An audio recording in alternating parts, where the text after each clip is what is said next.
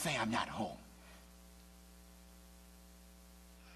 I wonder why when the preacher says, in closing, he doesn't.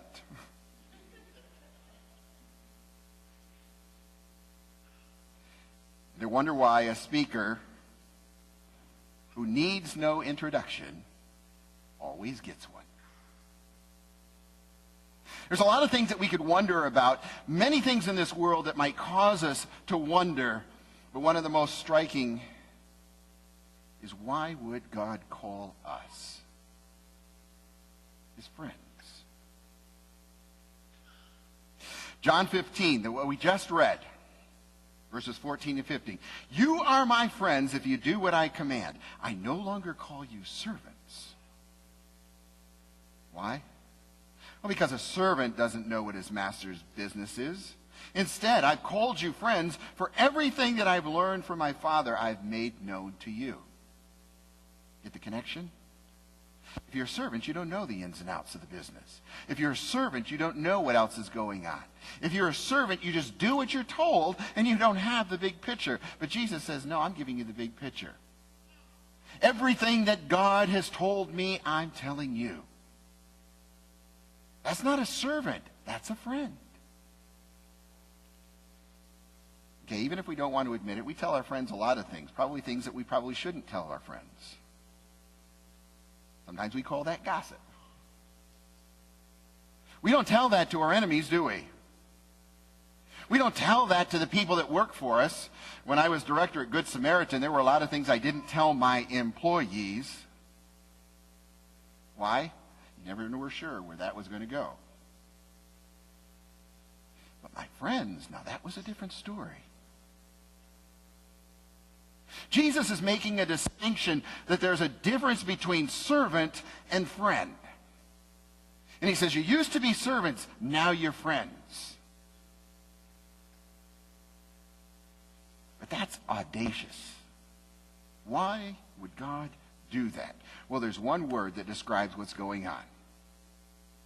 Grace. Ever heard that word? How many have ever heard the word grace used in church? Wow. How many times grace outside of church? Not very many. You might say at dinner time, I think it's your turn to say grace. We don't use that a lot. What does it mean? Well, first I want to give you a couple of memorable ways to remember grace. Grace can stand for, using those letters, God's redemption at Christ's expense. That's grace. I know, it's kind of pithy. When I was in school, we called them Schulerisms because he was very good at putting together those little pithy sayings that you'd remember. But I want you to remember that. It is God's redemption, not ours. And we gain it at Christ's expense. So God redeems, Christ pays the price, and we're the beneficiaries. Hardly seems fair, but it seems like a good deal on our part. Or maybe we learned about grace as that unmerited favor of a loving God.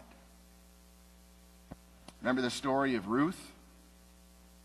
Yes, some, maybe, hopefully, few. Part of the story of Ruth is centered around this whole idea of redemption.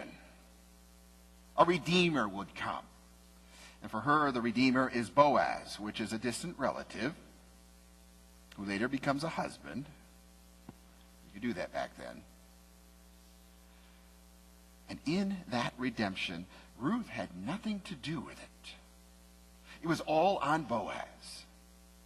He decided to be the redeemer, the one who would save her from the plight of a servant and make her part of his family.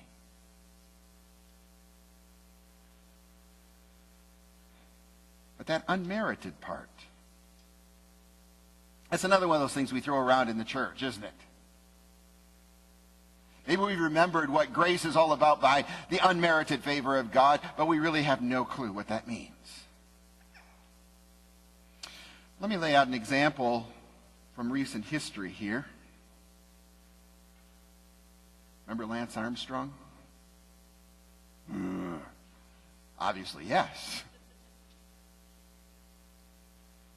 Lance Armstrong, for years and years and years and years, said he was not doping. He was not taking performance-enhancing drugs.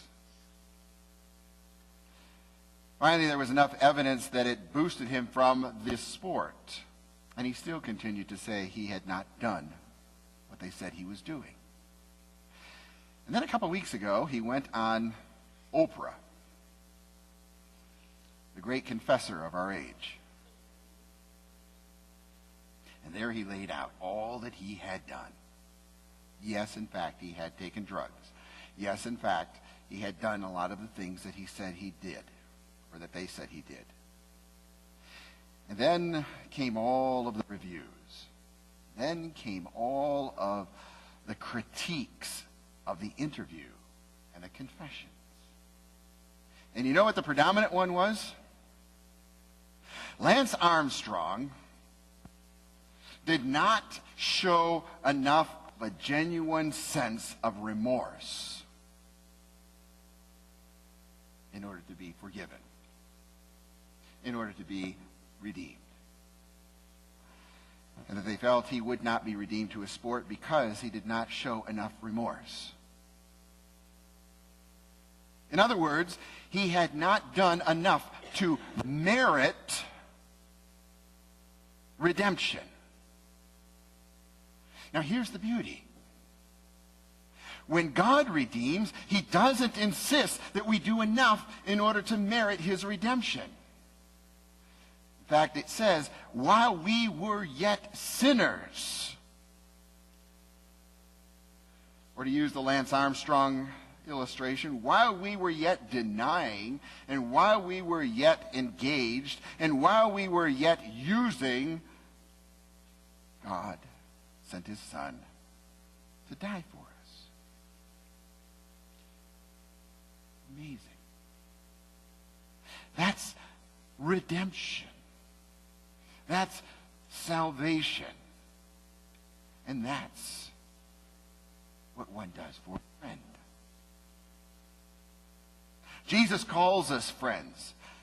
Romans 5, verse 6 through 8. You see, at just the right time, when we were powerless, Christ died for the ungodly. Now, very rarely will anyone die for a righteous man, though for a good man, some might possibly dare to die. But God demonstrates his own love for us in this way, that while we were still sinners, Christ died for us. That cross upon which Christ died becomes the greatest symbol of God's grace and his love for us.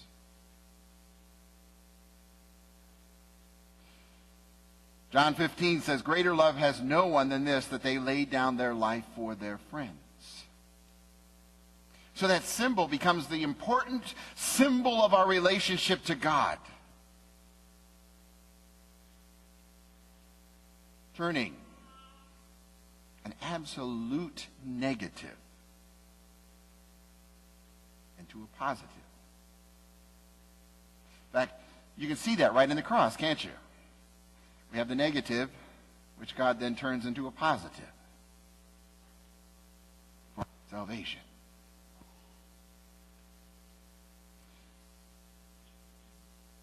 John Stott, who is a commentator and a theologian, pastor, said this of the cross of Christ: nothing reveals the gravity of sin like the cross. He said, when you look at that cross, you ought to see your own sin and what it has done to Christ. Christ did not simply die for the sins of the people of that era. He didn't die simply because of the sins of the Roman soldiers. He didn't die for the sins strictly of the Jews. He died for your sins. That's serious.